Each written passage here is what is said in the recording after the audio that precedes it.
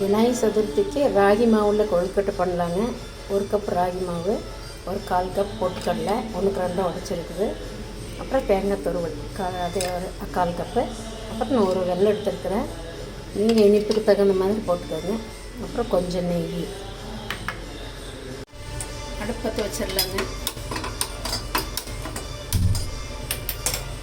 ஒரு வெல்லத்தை போட்டுடலாம். அப்புறம் 1 கப் மாவுக்கு 1 கப் தண்ணி. இந்த வெல்லம் நல்லா சுத்தமாக நல்ல வெல்லம் இருந்தாலும் நான் அப்படியே வடிக்கலைங்க. நீங்கள் கல்லுகள் இருந்துச்சுன்னா நீங்கள் வடிச்சிருங்க. இது நல்லா அப்படியே மெல்ட் ஆகிட்டு வெல்லம் நல்லா மெல்ட் ஆகிடுச்சிங்க. என்ன பண்ணலாம்னா இந்த ராகி மாவை அப்படின்னு மேலே அப்படியே கொட்டிடுங்க. கொட்டிட்டு ஒரு 5 நிமிஷம் கொஞ்சம் அப்படியே வேகட்டும். சிம்மில் வச்சுருங்க. அடுப்பு சிம்மில் வச்சு ஒரு 5 நிமிஷம் அப்படியே வேகட்டும். அப்போவே மாவு போட்டு கிளறிட்டேன்னா அப்படியே அப்புறம் உண்டையாக ஆயிரும். 5 நிமிஷம் ஆயிடுச்சிங்க. அப்படியே ஓப்பன் பண்ணி இந்த தேங்காய் இதில் கொட்டிடலாம். இந்த பொட்டுக்கடலையும் கொட்டிடலாம். கொட்டிட்டு அப்படியே நல்லா கிளறி விட்டுடலாங்க. அப்படியே நல்லா கிளறி விட்டுடலாம். இந்த மாவு வெல்லம் இதெல்லாம் நல்லா அப்படியே கிளறி விட்டுடலாம். அடுப்பு சிம்லேயே இருக்கட்டுங்க.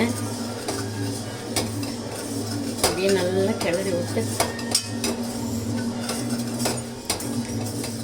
ஒரு 5 நிமிஷம் அப்படியே நல்லா கிளறி விட்டுருலாம். இந்த நெய்யை ஊற்றிடலாம். போல் 2 ஸ்பூனாக நெய் ஊற்றுங்க. சால்ட் போடுறேன்.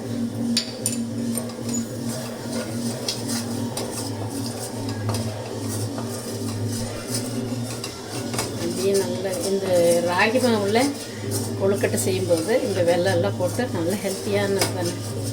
அரிசி மாவு போட்டால் கூட அது வயிறு கட்டிக்கு அதுக்கு இந்த ராகி மாவு எடுக்க பரவாயில்ல, டேஸ்ட்டாகவும் இருக்குது. அவ்வளோதாங்க. கொஞ்சம் ஆறட்டு அப்படியே ஆஃப் பண்ணிடலாம். ஆஃப் பண்ணி கொஞ்ச நேரம் மூடி வச்சிடலாம். அப்படியே கொஞ்சம் சூடு ஆறட்டு. இட்லி பாத்திரம் அடுப்பில் வச்சு கொஞ்சம் தண்ணி சூடாகட்டு. இந்த மாவு ஃபுல்லாக ஒரு பவுலில் கொட்டிடலாங்க. மாவு ஃபுல்லாக ஒரு பவுலில் அப்படியே கொட்டிடலாம்.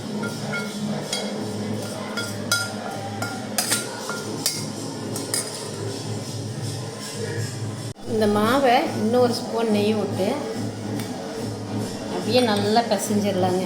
சூடு ஆறிடுச்சு. அப்படியே நல்லா பிசைஞ்சிடலாம்.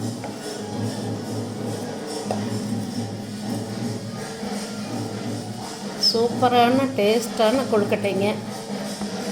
விநாயகருக்கு படைச்சி பாருங்கள். குழந்தைங்களும் விரும்பி சாப்பிடுவாங்க. இந்த ராகி மாவில் கொழுக்கட்டை ரொம்ப ஈஸியாக செஞ்சிடலாம். இந்த அரிசி மாவை நம்ம கொழுக்கட்டை மாவு செய்கிறதுக்கு கொஞ்சம் மிஸ்டேக்கான கூட நமக்கு அது சரி வராது. இது நல்ல ஈஸியாக யார் வேணாலும் செஞ்சிடலாம். அந்த வெல்லம் பாகு அப்படி கரைஞ்ச உடனே இந்த மாவு போட்டு ஒரு 5 நிமிஷம் அப்படியே மூடி வச்சுட்டேன்னா அந்த ராகி மாவு கொஞ்சம் வெந்துடும். அதுக்கப்புறம் தேங்காய் இதெல்லாம் போட்டு அப்படியே கிளறிட்டு, ஏற்கனவே இந்த மாவு கொஞ்சம் வெந்ததுனால கொழுக்கட்டை கொழுக்கட்டை பொடிச்சிட்டு ஒரு அப்படியே 10 நிமிஷம் வெந்தாலே போகுது. இந்த இட்லி தட்டில் அப்படியே துணி போட்டு வச்சுருக்கேங்க. இதிலேருந்து ஒரு சின்ன உருண்டை எடுத்துட்டு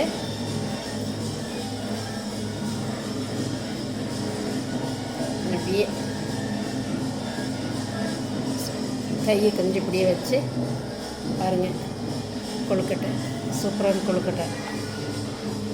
சின்ன உருண்டை அப்படியே எடுத்துருங்க. அப்படியே நல்ல சின்ன உருண்டை ரொம்ப டேஸ்டான அப்படியே வச்சுட்டு இப்படியே வச்சாலே போதும். சூப்பரான இந்த கொழுக்கட்டை சேஃபில் வந்துடும். இப்படியே எல்லாத்தையும் பிடிச்சிருங்க. பாருங்கள், எல்லா கொழுக்கட்டையும் இந்த துணியில் இப்படி வச்சாச்சு.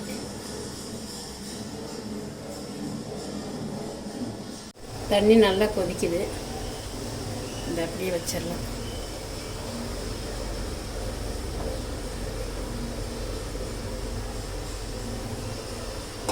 மூடி எடுத்து ஒரு 20 நிமிஷம் வேகட்டும். அப்படியே 20 நிமிஷம் கூட அவசியம், ஒரு 10 நிமிஷம் வெந்தாலே சரி.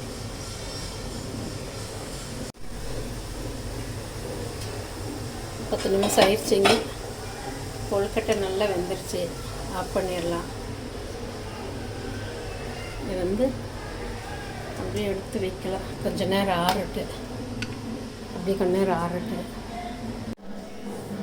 கொழுக்கட்டை எல்லாம் அப்படியே தட்டத்தில் எடுத்துடலாம். பாருங்கள், சூப்பரான ராகி கொழுக்கட்டை. சூப்பரான கொழுக்கட்டை, டேஸ்டான கொழுக்கட்டை, சத்தான கொழுக்கட்டை. பாருங்கள், சூப்பராக இருக்குது.